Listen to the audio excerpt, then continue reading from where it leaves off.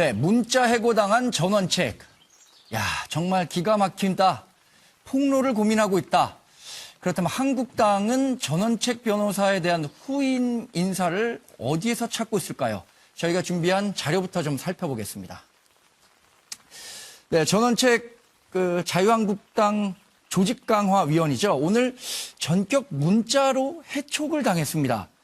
그러니까 쇄신을 시작하기도 전에 비상이 걸린 비대위라고 이렇게 저희가 정리를 해봤는데, 기존에 이 전원책 변호사를 자유한국당에 영입하기 위해서 자유한국당은 5고초려 또 10고초려 해서 모셔온 인물이다, 이렇게 설명을 했습니다.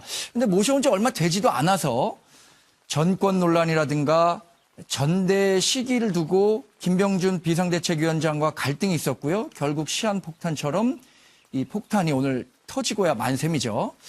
자, 어느 정도 책임을 느낀 김병준 비대위원장이라고 할까요? 전원책 해촉에 대해서 죄송스럽게 생각한다. 그러나 조강특위의 권한에서 벗어난 주장을 수용하기는 어려웠다라면서 해촉 배경을 설명했습니다.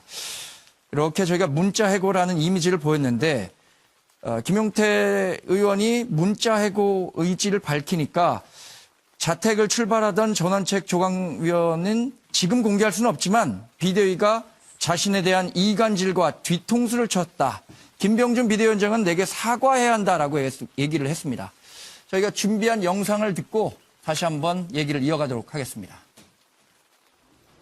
내가 이렇게 인생을 살면서 같이 일하던 분을 이렇게 내친 적이 거의 없는데 결국은 이런 경험까지 하게 되니까 마음이 찹찹하고 무겁고 그렇습니다. 그러나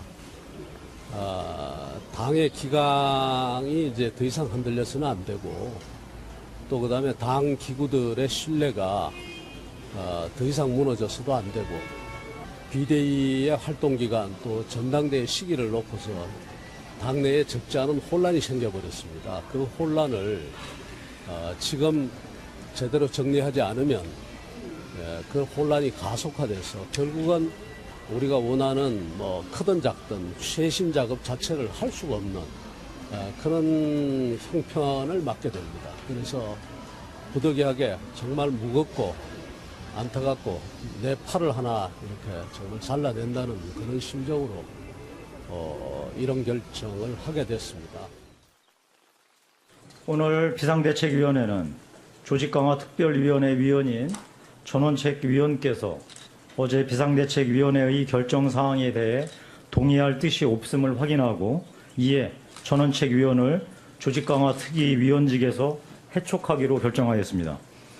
비상대책위원회는 조직강화특위위원장인 저에게 바로 외부 인사를 선임하여 조직강화특별위원회 활동과 일정 준수에 차질이 없도록 지시하였습니다. 이에 저는 바로 외부 인사 1인을 선임하여 비상대책위원회에 협의하고 조직강화특별위원회를 정상적으로 가동할 것을 말씀드립니다.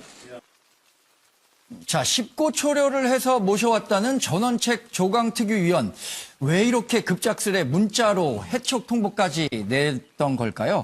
한국당 비대위의 속내가 궁금합니다. 정태근 의원께서는 어떻게 보셨습니까? 김병준 위원장님도 그렇고 전원책 변호사님도 그렇고 식견도 높으신 분이고 정치에 대한 이해도 많지만, 우리가 정치를 잘 안다는 거하고 정치 리더십은 좀 다른 차원의 문제거든요. 그러니까 저는 이번 사태가 벌어진 핵심은 정치 리더십의 부족이다. 두 분 다 마찬가지라고 보는 겁니다.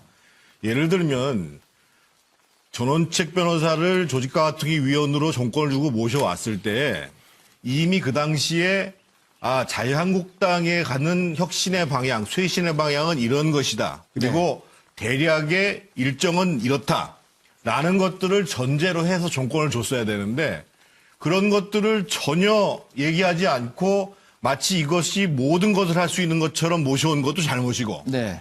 두 번째로 예를 들면 전원책 변호사께서 이전에 평론을 하던 것처럼 엄연하게 지금 무너져가는 정당이지만 제1야당인데 제1야당 비상대책위회가 돌아가는 의사결정구조가 존재를 하는 거거든요. 네. 그러면 자신의 뜻을 가지고 사전에 충분하게 설득을 하고, 설득을 하지 못하면 거기서 이제 타협할 수 있는 방법을 찾는 게 리더십인데, 네. 제가 보기엔 두 분 다 정치적 리더십 측면에 있어서는 제가 심하게 얘기하면 젬병이에요. 네. 그래서 이거는 어떻게 보면 예고된 사태라고 보일 수밖에 없는 거고, 지금 자유한국당이 계속 저렇게 어려워지는 가장 핵심이 자유한국당을 제대로 이끌어갈 수 있는 리더의 그런 능력 또는 리더 그룹의 능력, 네. 이런 것들이 존재하지 않기 때문에 지금 계속 헤매고 있는 겁니다. 그래서 앞으로 이 문제는 좀처럼 해결되기가 쉽지 않고, 그래서 저럴 바에야 빨리 전당대회 여는 게 낫습니다. 네. 말씀하신 것처럼 현실 정치의 벽이 좀 높았다라고도 볼 수 있을 것 같은데, 그럼 현실 정치에 오래 몸을 담으셨던 강기정 의원은 실제로 그런 것들이 좀 영향을 미쳤다고 보십니까? 그렇습니다. 그리고 김병준 위원장이 지금 100일이 넘게 있었는데 네. 유일하게 비상스럽게 한 일 중에 유일한 일이에요. 그러니까 말이 비상대책위원장인데 그동안에는 비상스럽지 않았거든요. 아무런 새로운 정체성을 만들거나 또는 칼질을 하거나 이런 걸 아무것도 않고 있다가 전원책 자르는 것을 네. 비상대책위원장이 지금 사실 처음 한 겁니다. 국가주의 발언했던 것도 있고 뭐 네. 손학규 대표 등을 만난 행위가 있었습니다만 이건 평상시에 하는 그 당 대표격의 일이고 비상대책위원장이면 비상스러워야 되는데 비상스럽지가 않았던 거죠. 네. 그건 뭐 결국 정태근 의원님 말씀에 일맥상통한 리더십의 부재일 수 있는데 리더십의 부재라는 발언보다 훨씬 더 비상대책위원장이 아니었다. 네. 이런 생각이 들면서 결국은 앞으로도 한 발자국도 못 나갈 것이다. 전원책 조광택 의원이 그런 얘기를 하잖아요. 이 당은 지금 자유한국당은 비상스럽지 않을 뿐만 아니라 혁신할 생각이 하나도 없는 것 같다. 네. 그렇게 내지르고 나갔단 말이에요. 결국은 2월 전당대회 하고 4월 재보궐선거 치르고 다시 한번 비대위가 꾸려지면서 다시 한번 혁신의 길로 들어서지 않을까 싶습니다. 네. 앞으로 또 비대위가 구성되는 건가요? 2월 비상대책위원회 또 비상대책위원회? 내년 4월 재보궐선거 끝나면 다시 비대위가 설치될 것 같아요. 네. 일단 당이 갈 길이 멀어 보인다는 건 뭐 지금 여당에서 지적하신 내용 같고, 실제로 윤기찬 자유한국당 부대변인께서는 현재 당의 행보, 또 비상대책위원회와 조광특위의 이런 갈등, 어떻게 보시고 계세요? 이게 이제 애당초에 원래는 조강특위라는 게 상설기구가 아니거든요. 네. 원래는 당무감사위원회에서 교체 대상 당협을, 그러니까 당무감사를 통해서 교체 대상 당협을 정한 뒤에 비대위에서 그 교체 대상 당협을 확정을 짓고, 그리고 나서 이제 당협을 공모하는 거죠. 조직위원장을 공모할 때 조강특위가 꾸려져서 그 공모 절차를 진행하는 거죠. 선정을 하는 건데, 이게 원래 조강특위의 임무예요. 그런데 네. 이것을 일단 먼저 당협위원장직 전원을 다 사표를 받아놓으니까 이제 당무감사위원회 활동과 동시에 조강특위가 꾸려져 버린 거예요. 그러다 보니까 전원책위원께서 이게 본인의 업무 범위가 어디까지인지, 또 비대위에서도 어디까지 또 조강특위 업무 범위를 정해야 되는지 이런 것들에 대해서 상당히 혼선이 있었던 것 같고요. 그래서 이런 결과 불거진 것 같은데, 제 생각은 차차 정리될 것 같고요. 어찌됐든 비대위 입장에서는 일정과 관련된 이견이 있는 전원책위원을 불가피하게 아마 설득을 했던 걸로 보이는데, 설득이 안 돼서 아마 이렇게 네. 실제 문자로 이렇게 뭐 해촉했다라고 하지만 실제로 사실 의사 접근이 상당히 됐던 걸로 전 들어서 알고 있고요. 하지만 당을 위해서는 이제 실이 급합니다. 빨리 나가야 되기 때문에 네. 이런 문제가 조속히 마무리되길 바랍니다. 글쎄 어떻습니까? 이렇게 다른 당에서 일어나는 갈등 과정에 대한 논평을 할 때는 좀 마음가짐이 다른가요? 현근택 민주당 부대변인께서는 어떻게 보셨어요? 네, 이런 거는 논평을 안 합니다, 기본적으로. 안 하십니까? 왜냐하면 상대방 당에서 뭐 해촉하고 이런 부분에 대해서 언급하면 괜히 그 집안 싸움을 부추기는 꼴이 되기 때문에 네. 안 하는 게 원칙이고요. 근데 처음부터 얘기가 나온 게, 아니 김병준 위원장이 이렇게 차도 사인이란 말이 나왔거든요. 재하청을 줬다. 그러면 이 칼을 빌려서 이렇게 할 때는 정해놔야 되거든요. 어디까지 써라든지 아니면 이만큼 써라든지, 아마 이 칼을 빌려서 뭐 이렇게 인적쇄신을 하려고 했는데, 네. 그러면 사실은 자기가 할 일을 넘겨준 건데, 처음부터 들어올 때부터 뭐 정권이 있느니 없느니 이게 논란이 됐었거든요. 그럼 역할이 어디까지가 논란이 돼서 이 김병준 비대위원장님이 결국은 앞으로 힘을 거의 비대위의 그러니까 뭘 하더라도 앞으로 상당히 곤란해졌다. 결국은 전당대회를 그냥 준비하는 준비위원회 네. 정도밖에 역할을 못하지 않겠나 그런 우려가 있습니다. 차재원 교수님은 어려운 한자를 좀 써주셨습니다. 네. 전원책 뭐 한국말로 발음은 같습니다만 뜻은 다르죠. 다르죠. 예. 제가 지난번에도 한번 이 전원책 변호사의 이름을 가지고 제가 한자로 한번 써봤는데 이번에 조금 바꿔서 이 먼저 김병준 비대위원장이 아마 전원책 변호사를 아마 이렇게 조강택 위원으로 모신 것은 제 앞에 지금 그 구를 전자에 원망할 원자에 방책할 때 방자거든요. 네. 앞서 우리 현근택 변호사가 말씀하신 것처럼 인적 쇄신이 자신의 칼날로 자신의 손에 피를 묻히지 않는 일종의 차도살인을 위한 하나의 정치적 도구로 아마 그 이렇게 들인 가능성이 들었을 의도가 상당히 높아 보인다는 것이죠. 그런데 실질적으로 가면 지금 어떻게 됐느냐. 지금 전원책 변호사는 뭘 하고 있냐면 밭전자에 뜰론자에 방책지자입니다. 쉽게 말하면 네. 자신의 정치적 텃밭을 만들고 있다. 쉽게 말하면 자기 정치를 하고 있는 것이 아니냐라고 네. 아마 지금 그 김병준 비대위원장과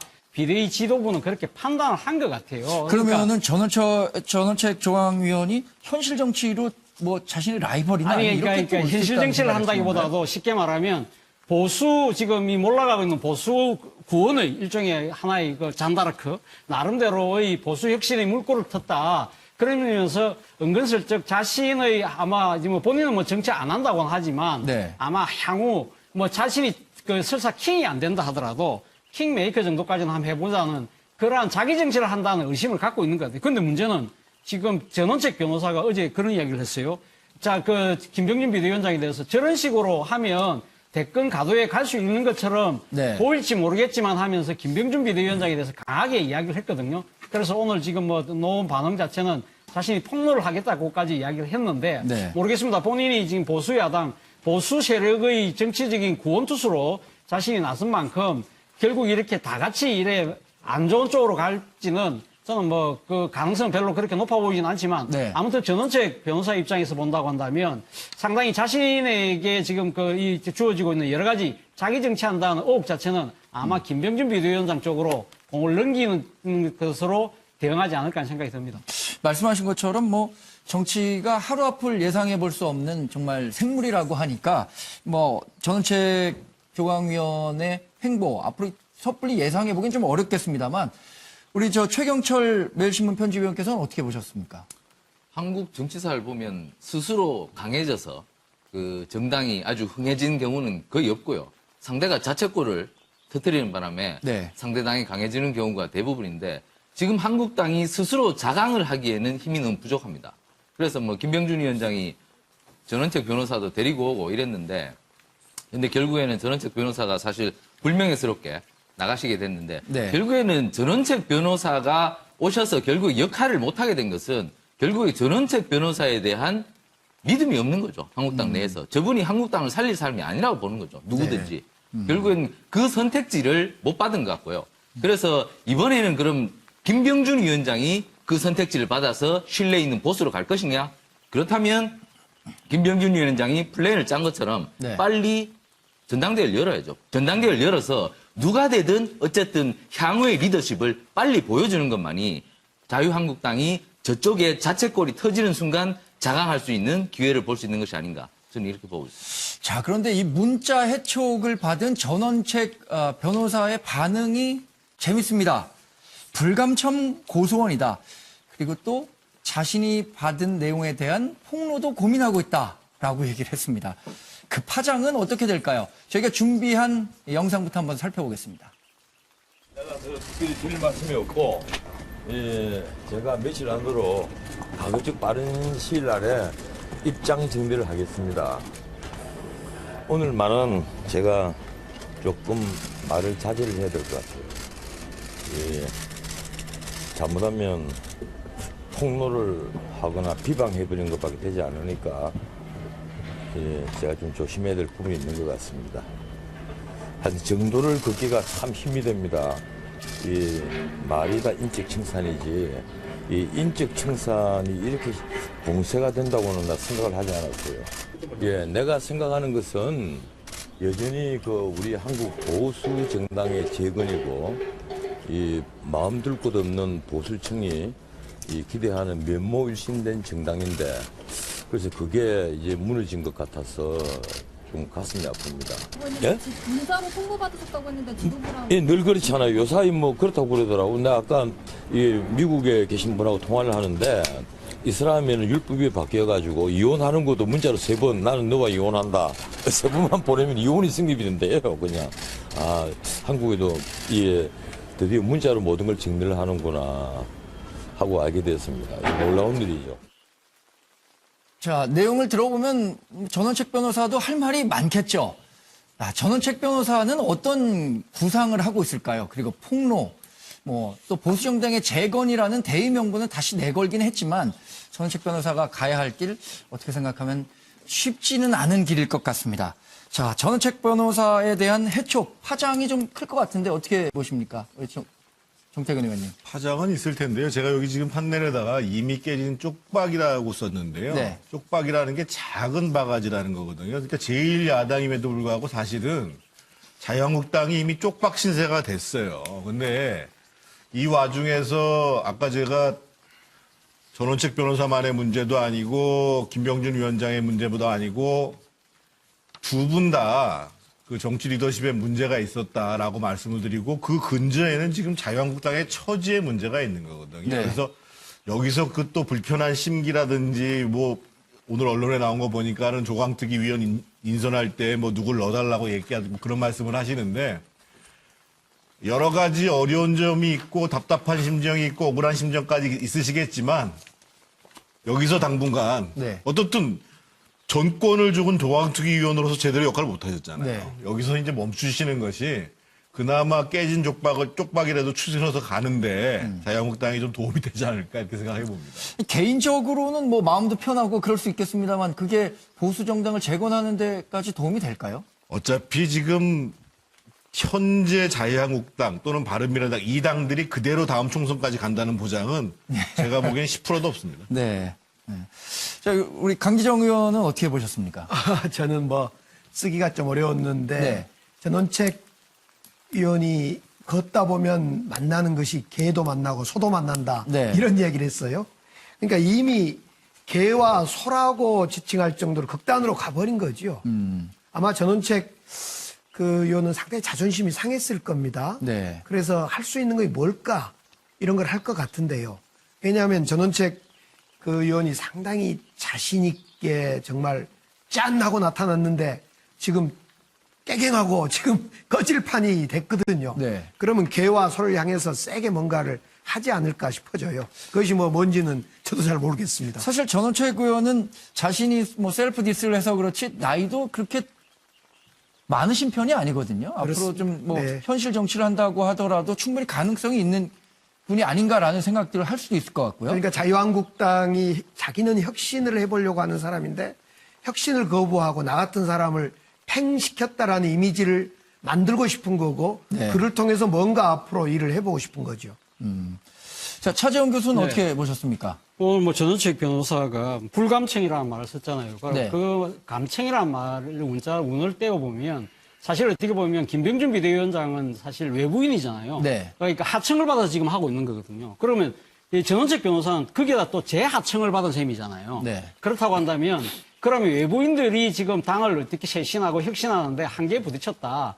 그렇다면 결국은 원청, 결국은 당의 내부 사람 손으로 넘어갈 수밖에 없다. 제가 생각했을 때는 일단 김병준 비대위원장 체제는 아마 내년 2월 전당대회까지 여는 쪽으로 아마 그렇게 역할이 제한적일 수밖에 없고요. 그리고 정치적으로도 사실 인적 쇄신 같은 경우도 이제는 물 건너갔다. 그렇다고 한다면 내년 2월 조기 전당대회, 그러니까 조기 전당대회는 아닙니다만 원래 계획된 대로 지금 그 자락을 까는 그 역할로 하면서 소위 말해서 원청 시스템이 조기 복귀되는 수밖에 없지 않을까 하는 생각이 듭니다.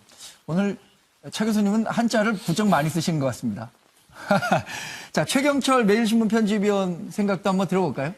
네, 교통경찰관들이 가장 힘들어하고 좀 화가 나는 경우가 뭐냐면 자기가 거리에 딱 서 있는데 위반하는 운전자를 발견했을 때 가장 네. 속이 상한답니다. 그러니까 결국 공권력이 있는데 공권력이 무시당하는 그런 느낌이라는 거죠.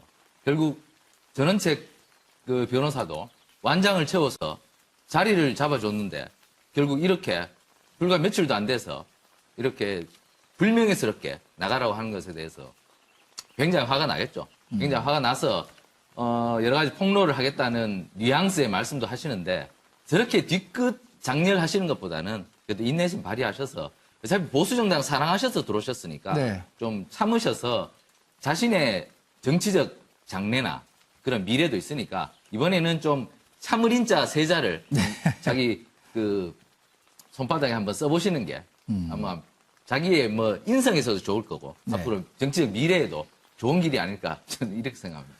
저 현근택 네. 민주당 대변인께서는 어떤 답을 쓰셨나요? 제가 보질 못했는데. 아까요? 네. 차도살인 실패라고 썼는데요. 여기 네. 요 두 번째 질문에는 안 썼는데 저는 아마 이제 자유한국당은 급속하게 전당대회 분위기로 넘어갈 것이다. 네. 그러니까 이 비대위의 역할은 거의 끝난 게 아닌가 이렇게 보고요. 전당대회 나간다면 지난번에 아마 김무성 전 대표가 안 나간다 그랬는데 그 기자들한테 일일이 전화해가지고 그게 아니라고 그랬더라고요. 그 말은 뭐냐면 나가겠다는 의지가 있다는 거거든요. 네. 뭐 김무성 의원이라든지 아니면 기존에 유력하게 그 당에 영향이 있는 사람들 입장에서는 어차피 이게 비대위는 거의 끝나가는 분위기고 그 기존에 어쨌든 지분이 있는 그런 분들은 아마 좀 뒤에서 웃고 있지 않을까. 예정대로 시행되고 기존의 사람들은 그렇게 바뀌지 않은 상태에서 어쨌든 현재의 자기가 갖고 있는 지분은 유지되는 상태에서 전당대회가 치러질 것으로 그렇게 뭐 예상들을 하고 있을 것 같습니다. 네. 윤기찬 자유한국당 부대변인께서는 어떤 답변 주셨는지 궁금합니다. 네, 저번에 쓰신 뭐 고소원 저런 그 불감청 고소원 이런 그 한자로 밀어보건데 아마 출구 전략을 좀 취하신 것 같아요. 본인이 이런 여러 가지 구상을 했는데 이런 구상이 실제 현실화되기는 어렵다.